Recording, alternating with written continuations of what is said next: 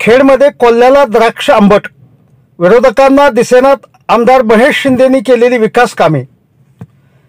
गावाचा तसेच परिसराचा विकास करण्याआधी वैयक्तिक आमचा विकास व्हावा असे मनसुबे घेऊन राजकीय क्षेत्रात नेतेगिरी करणाऱ्या कार्यकर्त्यांची हल्लीच्या राजकारणात अनेकदा वळवळ पाहायला मिळते। सातारा शहरानजीकच्या खेड येथे सुद्धा अशाच प्रकारे गावाच्या विकासाची आम्हाला कशी तहान आहे हे लोकांना दाखविण्याचा खोटारडेपणा विरोधकांमधील काही जणांकडून सुरू आहे। एकीकडे जनतेच्या विकासाच्या बाता करायच्या तर दुसरीकडे कार्यकर्ता भिमुख विकासाची अपेक्षा धरत केवळ विरोधासाठी विरोध करण्याचा मूर्खपणा विरोधकांकडून सुरू असल्याची टीका आमदार महेश शिंदे यांचे समर्थक असलेल्या खेडमधील काही नागरिकांनी केली आहे। नमस्कार, माझे नाव आकाश भगवान कदम, मी खेडमध्ये राहतो। आज जो खेडमध्ये विकास चालू आहे आमदार महेश दादा शिंदे साहेब यांच्या प्रयत्नातून जे खेड साकारतंय, नवीन खेड साकारतंय, हे खेड विरोधकांना दिसत नाही आहे का? त्यांनी डोळे झाकून घेतलेत का खेडचा विकास होताना? आणि जो आज विकास होतोय तर त्या विकासाबद्दल ते चुकीचं बोलतायत। मग आजपर्यंत 25 वर्षात यांनी काय केलं हे आम्हाला दाखवून द्यावं।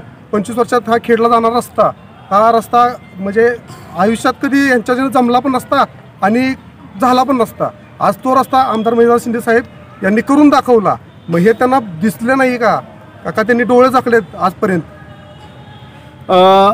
असं एक वृत्त आहे की 2-3 दिवसापूर्वी तिथे एक महिलांची बैठक झाली आणि त्या बैठकीमध्ये मार्गदर्शन करण्यासाठी विद्यमान आमदार महेश शिंदे यांच्या सौभाग्यवती तिथे आल्या होता आणि त्यांच्या समोरच खोडसाळपणे विरोधकांनी की महेश शिंदेंनी कुठलाही निधी दिला नाही असा आरोप केलेला आहे। काय सांगाल या बाबतीत, नक्की काय आहे? ज्यांनी तो आरोप केला त्यांच्या दारातच 10 लाख रुपयाचा रस्ता आज चालू आहे। तोच रस्ता जर त्यांना दिसत नसेल तर त्यांच्यासारखा आंधळा माणूस मी अजून खेडगावात बघितलेला नाही आणि विरोधकही असा आंधळा बघितला नाही। बौद्ध वस्तीत आमदार साहेबांनी बराच निधी टाकलेला आहे, काय नेमकं सांगाल त्याच्याबद्दल सांगा। आमदार साहेबांनी बौद्ध वस्तीचा विकास करण्यासाठी, पूर्ण कॉन्क्रीट करण्यासाठी 20 लाख रुपये आणि तिथले जे यंग मुलं आहेत त्या मुलांना व्यायाम करायला, जिम असे टोटल 30 लाख रुपये आमदार साहेबांनी दिलेले आहेत आणि त्याची पूर्तता आम्ही कागदपत्राद्वारे केलेले आहे आणि त्याचे डॉक्युमेंट आम्ही काल बौद्ध वस्तीतल्या रहिवाशांना जाऊन दिलेले आहेत की हे बघा आपली कामं चालू आहेत। पण जो विरोधक जो बोलतो की आमदार साहेबांनी 2 रुपयाचा पण निधी टाकला नाही, असं नाही। त्यांनी डोळे उघडे करून ते काल दिलेले पेपर वाचावेत आणि त्याच्यावरील सगळा सारांश वाचावा की आमदार साहेबांनी आपला विकास करायचा काय आहे। फक्त आमदार साहेब जो खेडगावचा विकास करतायत, बौद्ध वस्तीचा विकास करतायत, त्या विकास कामात अडथळा येईल असं कृपया वागू नये। कारण काय आहे, तुमचं स्वतःचं राजकारण राहील पण तुमच्या स्वतःच्या राजकारणासाठी जे सामान्य नागरिक आहेत त्यांच्यावर होणारा अन्याय हा तुम्ही करू नये। त्यांचा विकास होऊन द्यात, त्यांना सुविधा उपलब्ध करून देतात आमदार साहेब, तर त्या सुविधा त्यांच्यावर पोचून द्यात।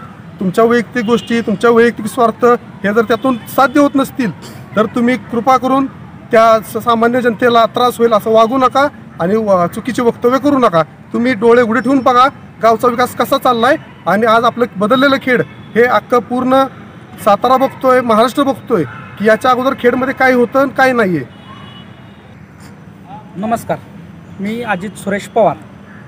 परवा दिवशी आमदार साहेब त्यांच्या पत्नी आल्या होत्या बौद्ध वस्तीमध्ये, तर तिथे माजी पंचायत समिती सदस्य सुरेश कांबळे यांनी महिलांच्या म्हणजे मीटिंगमध्ये जाऊन एक खोडसाळ म्हणू शकतो आपण त्याला, खोडसाळ प्रश्न उपस्थित केला की आमदार साहेबांनी काहीतरी 2 रुपयाचा निधी तिथं उपस्थित केला नाही।